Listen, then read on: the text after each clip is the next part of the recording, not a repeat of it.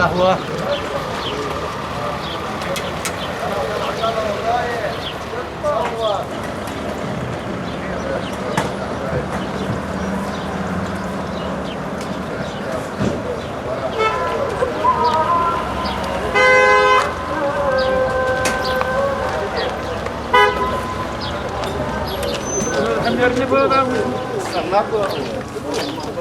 This is the main checkpoint 300 in Bethlehem. If you look to the wall around Jerusalem, 1,700 kilometers around Jerusalem. This is lucky people because they have permission to work in Jerusalem. If you are in Palestine and you have permission to work in Jerusalem, you are lucky man. Because there is 5 strong conditions to get the permission. Like your age up 30, you should be married, you should have kids. Should we have white list with the Israeli government? You should be pay for the Israeli employer who give you the permission like 2,500 shekels. Most of the Palestinian people they have blacklist. If any of your family stay one day in the Israeli prison, all the family have a blacklist. Not for 5 or 6 years and that's it. It's like the tattoo on body. It's forever, my friend.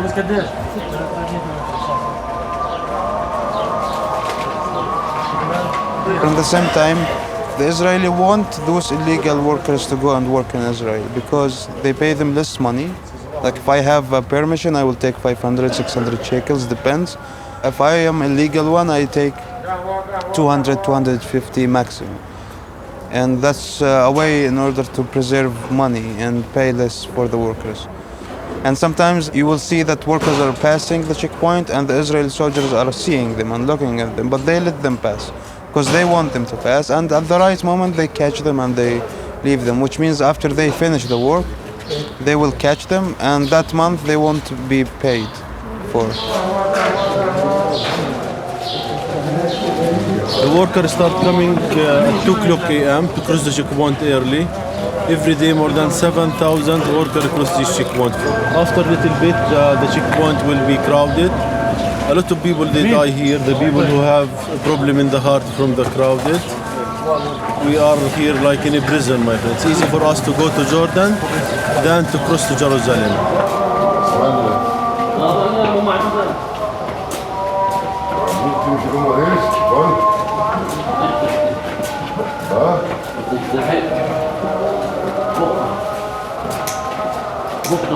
Here in Palestine, for example, the people in Gaza has different legal status than the people in Jerusalem, and the ones in Jerusalem have different legal status than the Palestinians of the 48.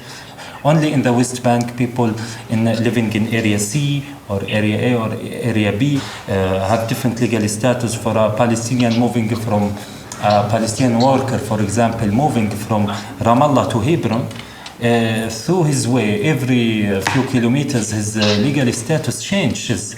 So the Palestinian worker problems is mainly derived from the occupation, and his throat is not the body that represent the Palestinian worker. النقابات الفلسطينية بالرغم انه مضى على وجودها او وجود البعض منها عشرات السنين، الا انها فشلت الى غاية الان في الضغط على الحكومة الفلسطينية لخلق نظام للحماية الاجتماعية للعمال الفلسطينيين والعاملات الفلسطينيات وحتى المتعطلين والمتعطلات عن العمل. وهذه للأسف الحقيقة موجودة. احنا بالإضافة للإحصائيات المرتبطة في البطالة ونسب الفقر في فلسطين، أيضا عندنا موضوع التأمين الصحي. يعني إحنا في فلسطين عندنا ما يقارب 900,000 فلسطيني وفلسطينية غير مسؤولين بأي نوع تأمين صحي. في نقطة إنه الاتحادات اليوم هي مش واقفة بجانب الحركة العمالية أو العمال والعاملات. اليوم الاتحادات مصالحها الرسمية، أنا هلا بحكي بين قوسين، هي مصالحها مع الحكومة. ومن هون إذا إحنا لاحظنا التجربة اللي كانت موجودة في الضمان الاجتماعي هي أبداً ما كانتش لجانب العمال ولا لجانب حقوق العمال. كان كل العمل للاتحادات الرسمية هو بدعم سياسة الحكومة مش بدعم الحقوق العمالية. اللي بيصير في الحاصل اليوم في فلسطين هي نفسها الحكومة بتعين سين هو رئيس اتحاد وصاد هو المدير وعين هو كذا. And also the Israelis, they want to exploit everybody, including the Palestinian Authority, in any situation to get benefits from. And the victims are the Palestinian workers. This is delegation of Solidaires, of course, our union, first of all, but it's also partly a delegation of our international labor network of solidarity and struggles. This network has two goals, two aims. First of all, inform of such situations that you are talking about us. So it's very, very important for us to collect these data, this information, and to transmit it everywhere we can do it, to make some publicity on what is happening. And the other aim, the second goal, is to create to build concrete bridge, concrete solidarity. That's why I totally agree on about what you said, that it's solidarity with Palestinian workers and solidarity with Palestinian independent unions. Le salaire minimum, c'est 1450 shekels. Et il n'a pas été augmenté depuis, même s'il aurait dû l'être suivant l'augmentation du coût de la vie. Cependant, à Gaza, il n'a jamais été implémenté parce que le Hamas ne reconnaît pas la légitimité des décisions de l'autorité palestinienne. Donc pour eux, le salaire minimum, ça n'existe pas. Et de toute façon, avec la crise économique à Gaza, en fait, on a plus de 70% des travailleurs dans le privé qui sont payés la moitié du salaire minimum.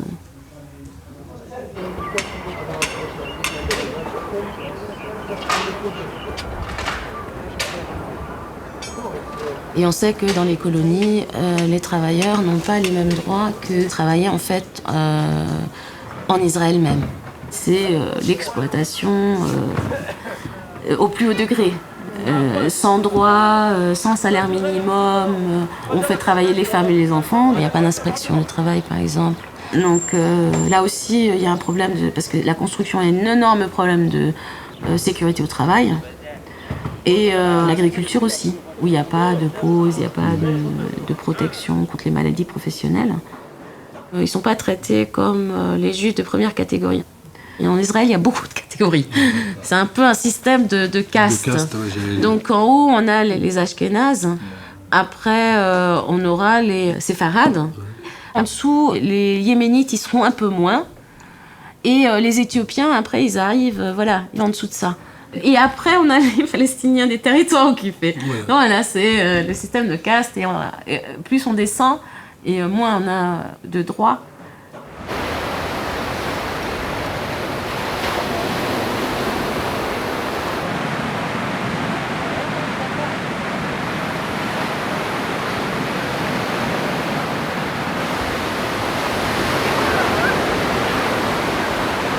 Now we are here in Manshia, beach of Tel Aviv. Tel Aviv, it was not a city, it was a neighborhood of Jaffa in 1909, but it was the first neighborhood that Jews that lived in Jaffa wanted to have a neighborhood only for Jews. Only for Jews. And this is the racist idea, so basic in Zionism, that was established only for Jews. And this is a very important point to explain, to understand. So they gathered, and you see in the photo there is sand around them. So this established very strong the story that Tel Aviv was born in the sand. Of course, there were villages or localities around, but there is a strong and important myth that as if Tel Aviv, like the state of Israel, was established in a place that is empty. It's empty of people. This is the idea. And now, in this sand, as you can see from Tel Aviv to Jaffa, there was no sand. It's Manshia. It's where we are. It was a big neighborhood with a lot of houses. Then Tel Aviv expanded. It was much bigger like it is today. And then it was on the lands of the Palestinian localities. Yes. So this is a map of colonialism in action or in destruction. So we did this map in order to educate people in the world, and also to bring the issue of the Nakba into the Israeli discourse, in Hebrew. This map brings all the destroyed localities since beginning of Zionism until today and into the future. The red dots, this is the 1948 destruction, is the Nakba mainly. So in this map we have 615 Palestinian localities were destroyed them. So for example from Jaffa had some 70,000 inhabitants, and after 1948 remained only maybe 2,000. So Jaffa was destroyed in the sense of civilization, people were not there anymore. Now in these three areas there are 70 Palestinian localities that are going to be destroyed. The plan is to totally destroy them. That's why the map, it's not only telling the history of the place, of the country, but it's also telling the present, today, and the future.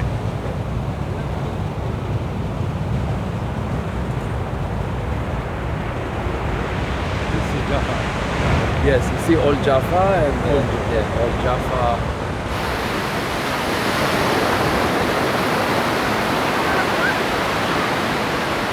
These rocks, it's the houses of Manshia. They destroy the houses of Manshia and they throw them in the sea in order to expand the size of the park.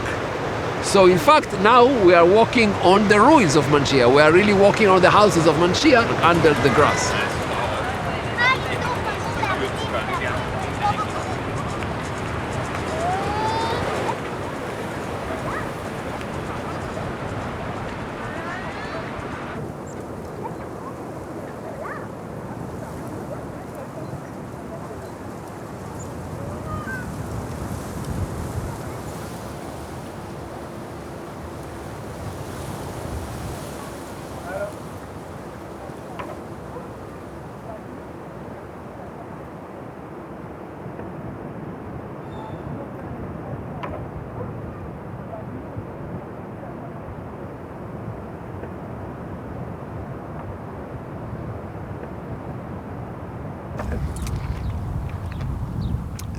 The way to go to the villages in Bethlehem area started to be behind the wall.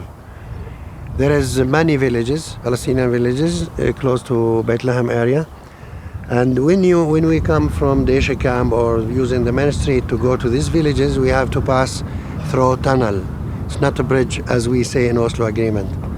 Now by tunnel, we passing from here under the ground to go to these villages, while both sides reaching the same place, but this is for Israel and this is for Palestine. Well, that's the definition of apartheid.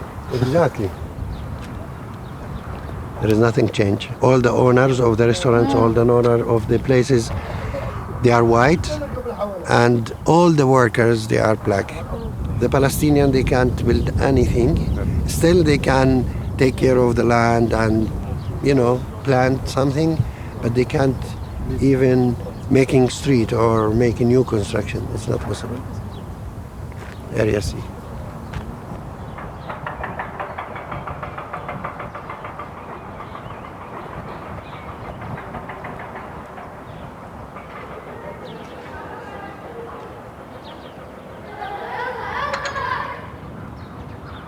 We are in Wadi Fukin village, and this village is dividing in three parts. As we see, they start to put little caravan on it, and after it's become settlement or colony.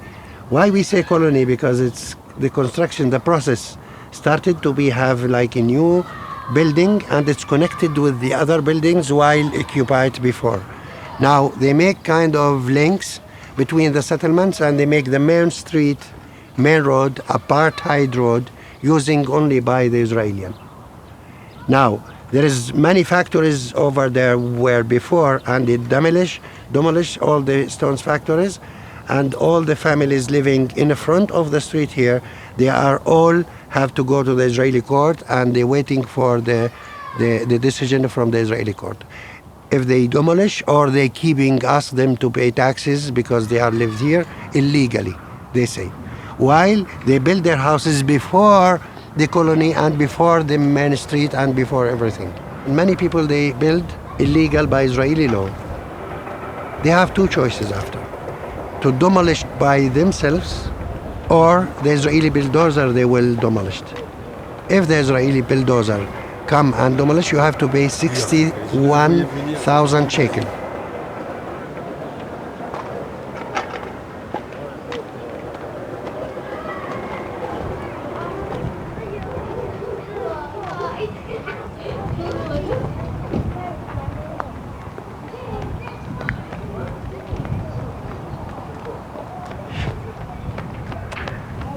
Lots of young people arrested just because they throwing stones. Of course, children, they face the same torture, the same humiliation, the same ill treatment. Although they have a special military court for juveniles, but there's no protection at all. There's no difference in the procedure, in the interrogation, in the trial procedures when it's a case of a child. Of course, all the harassment and all the psychological impact from the experience itself. Like lots of children develop post-traumatic disorder. They have lots of difficulties when they are released to go back for a normal life. And we believe this is why they arrest so many children, because they know the long-term impact on these children, and by this they can affect a whole generation. I don't see any politician that can argue that there's a justification for arresting 14 years old boy or 15 years old, even for throwing a stone. Like, I think it's a very serious issue, and we should put more pressure that Israel should stop arresting Palestinian children.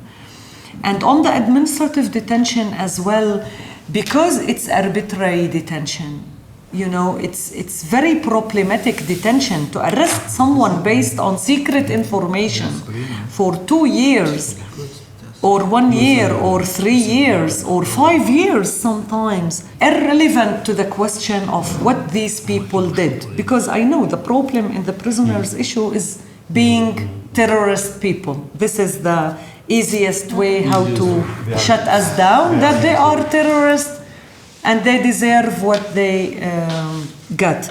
But still, no matter in any legal context system in the world, no matter what the person did, he deserves a fair trial. He deserves his dignity as a human being, no?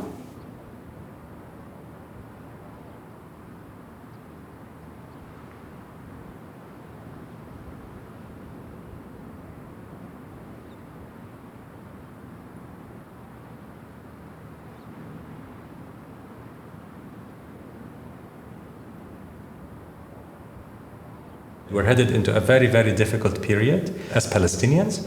More land confiscation, more war, more killing, more building of illegal colonies, and gradual expulsion, gradual ethnic cleansing from villages, from communities, as is happening in Jerusalem in particular, and around Jerusalem, in the Jordan Valley, and in the Negev desert. Ethnic cleansing is ongoing.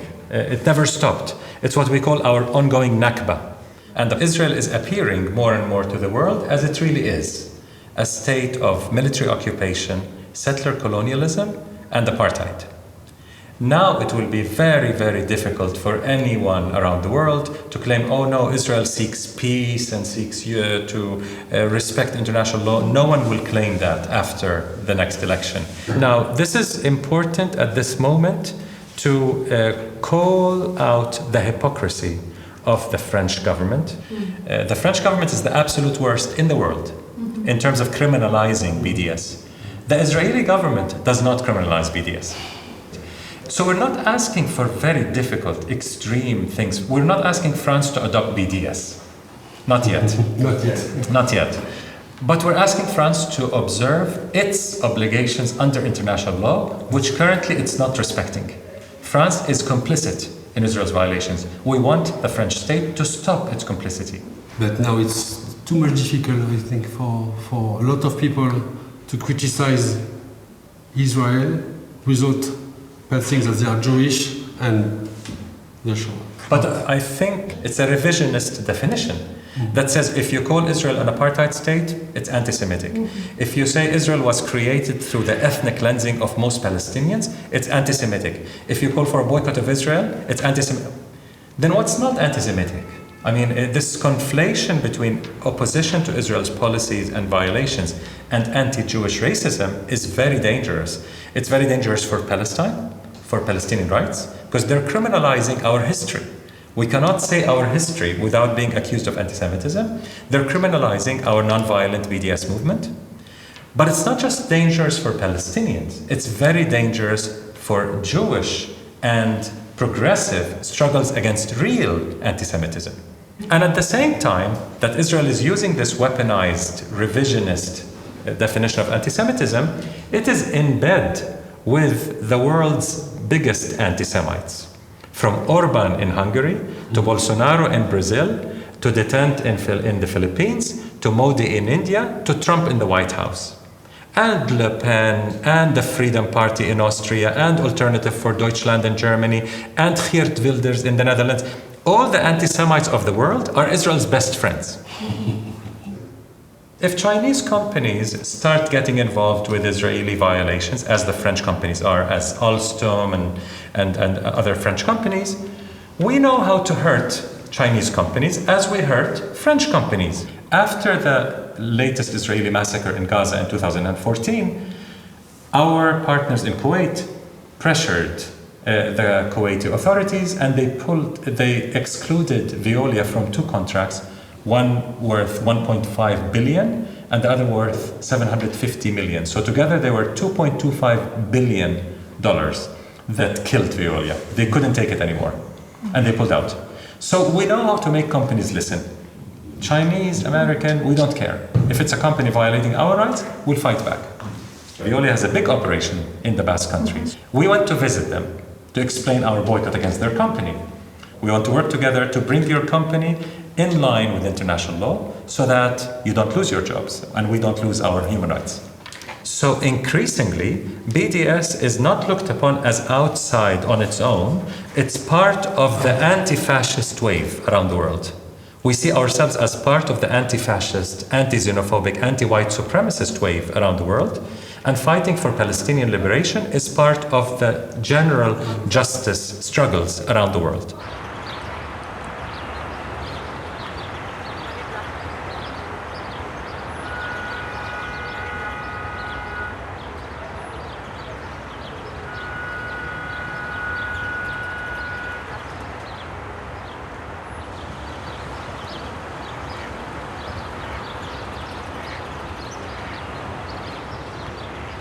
Israël est un État juif avec un grand J. Il est l'État des Juifs à travers le monde. Même si vous n'avez jamais mis les pieds dans ce pays, même si vous en foutez d'Israël, et si votre centre d'intérêt c'est l'Inde, vous êtes potentiellement citoyen dès lors que vous le demandez. Qu'Israël soit l'État des Juifs du monde a des implications très concrètes sur la notion de citoyenneté et qui vient d'être réaffirmée avec brutalité dans une nouvelle loi constitutionnelle l'année dernière qui s'appelle la loi d'Israël comme État-nation du peuple juif, qui pour la première fois met dans le texte une discrimination entre citoyens. Alors elle a toujours existé dans la réalité, mais elle n'a jamais été dans le texte constitutionnel. Là, pour la première fois, les Juifs sont les citoyens israéliens, les Arabes sont autre chose. Ils ne sont pas des citoyens à part entière. Alors, beaucoup de Palestiniens disent, on l'a jamais été, alors qu'est-ce qu'on en a? On s'en moque. Moi, je ne suis pas d'accord avec ça. Mettre dans le texte la discrimination, c'est pire que pas de l'avoir dans le texte. Même si dans la réalité, on ne voit pas beaucoup la différence, on la verra dans le futur.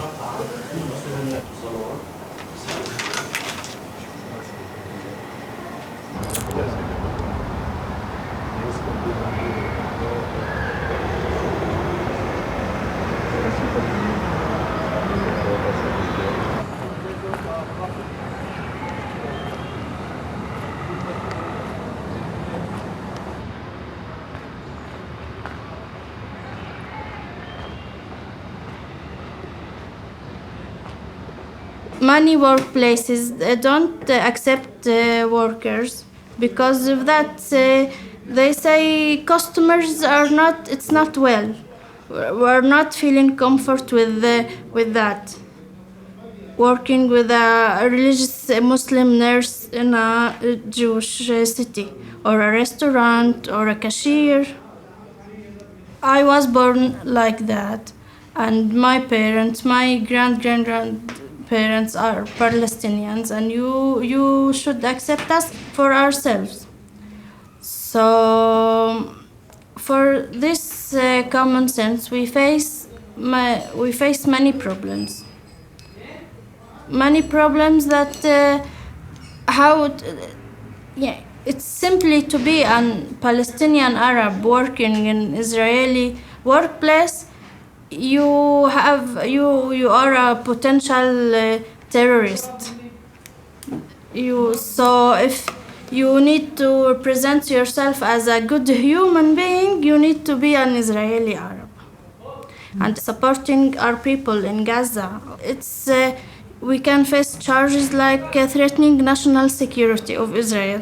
So we can't do something about that unless to spread the note that it's okay to be ourselves, and we don't forget identity, and it's not okay to present ourselves as Israelis. Until 2000, there was no Palestinian Union active in the area of 48. And if you remember, there was the second Intifada in 2000. And the Palestinian inside 48, in the Galilee, everywhere, they take a important part for solidarity and support their brothers in Gaza and the West Bank.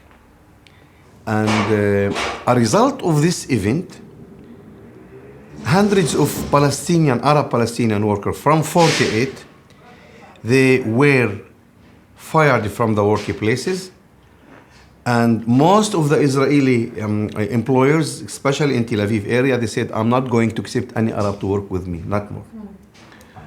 So behind this kind of events, we take the idea and the position to establish the first Palestinian union in 48.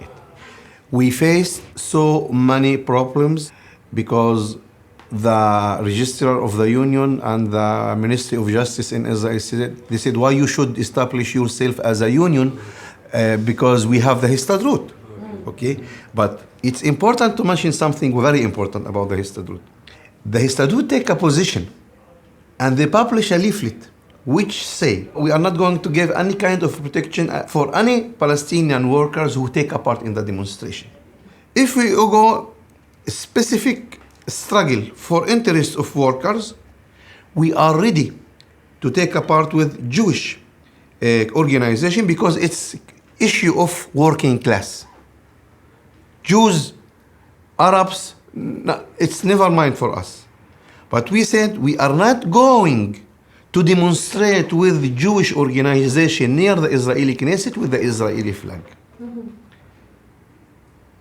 And we are not going to agree about the issue of coexistence. Because coexistence, to be together, to live together, for sure we want to do this. As we believe one Palestinian state, one single state, Jews and Arabs and everybody live in one state without discrimination, without Zionism. And the solution for the Palestinian workers in historical Palestine, here and everywhere, it's by establishment of one state solution, and Oslo, it's make a disaster for the Palestinian people.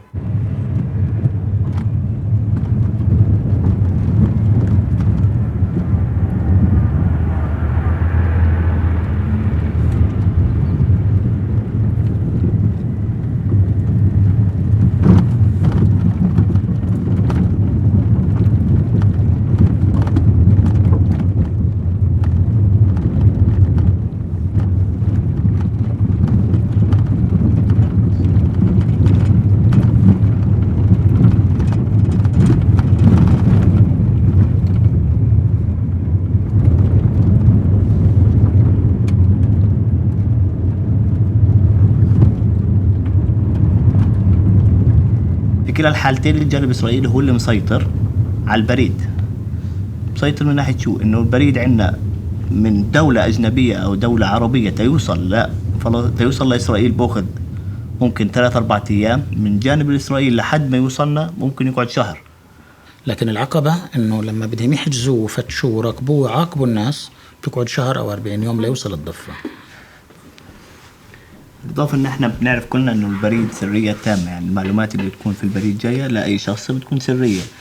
فالجانب الإسرائيلي مش مخول، هو أي بريد بوصل للجانب الفلسطيني بيكون مفتوح، بيفتحوه، بتعرف على المحتويات اللي داخل كمان طرد أو مغلف أو شيء، عندهم الصلاحية الكاملة إنهم يفتحوا أي بريد، وبوصلنا مفتوح من الجانب الإسرائيلي. يعني عندنا إحنا هنا داخل فلسطين أو داخل الضفة بالذات بنحكي بالنسبة للترميز البريدي اللي هو العنونة، التعريف البريدة والعنونة البريدية، إنه ما فيش عنوان صريح، أو زي بنحكي عن الترميز البريدي اللي هو الزب كود بكل أي منطقة. هذا مش موجود لأن إسرائيل مش سمحت لنا فيه. هذا بيسهل طبعا في عملية توزيع البريد، كل منطقة بتكون لها زب كود. بتضل موجود كل العقبات هاي واللي بتواجهها البريد الفلسطيني. مع هيك الشباب يعني بيشتغلوا كلهم بروح الوطنية، بروح العمل، بروح الفريق، بيقدموا أقصى ما عندهم من جهود. في عنا في البريد بيشتغلوا شفتات، في عنا شفت صباحي، في عنا شفت مسائي برضو بيشتغلوا عشان ينجزوا ويخدموا الناس. والنقابة بتقوم بعمل دورات للموزعين لتدريبهم لتحفيزهم للعمل. من جانب بتطالب في حقوقهم المظلومين فيها، ومن جانب برضو انه تقدم واجبك في العمل، ما تقصر في العمل بتكون فيه المطروح عليك. He welcomes you inside, you and your colleagues. How are you? Nice to meet you. يا هلا أمير. I will show you where to go. Will you follow us? يعني احنا نقابة العاملين في الخدمات البريدية تأسست في 2012. طبعا هدفها الرئيسي كان إزالة الظلم عن الكاهل الموظف، كونه مش ماخذ حقوقه كاملة زي علاوة مخاطرة، اعتماد مالي إنه يكون محمي من وزارته. طبعا في فترة من 2012 ل 2015 قدرنا نحقق بضغوطات مننا من النقابة ومن جهات معنية زي وزارة العمل، الديوان، رئاسة الوزراء. حققنا إنجاز، رفعنا الأجور من 1500 ل 2000 شيكل، طبعا بما يعادل $560 تقريبا. طبعا بعد ما ارتفعت الأجور من 1500 ل 2000 شيكل عملنا اعتصامات، عملنا ضغوطات على الجهات المعنية على أساس نبلش في تثبيت الموظفين. من 2012 لليوم احنا نعاني فيه وما زلنا ومش رح نخلص طبعا. If you need to write everything here. Is there one of Ramallah? Ramallah. This is This. baby. Yes, this is the grave of Yasser Arafat. Palestine. I will write one for the postal union. No problem. Alors, on a écrit « Bonjour tout le monde, une carte de la poste de El Biré avec la solidarité et l'amitié des postiers et postières d'ici. » Voilà. Stéphane va écrire l'autre pour Solidaires et on va acheter les timbres. 3 stamps for France.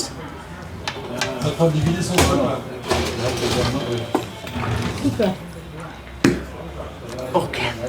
If you need to send it to France, no problem. If you want to need it here. Thanks a lot. Welcome. International Solidarity. Free Palestine.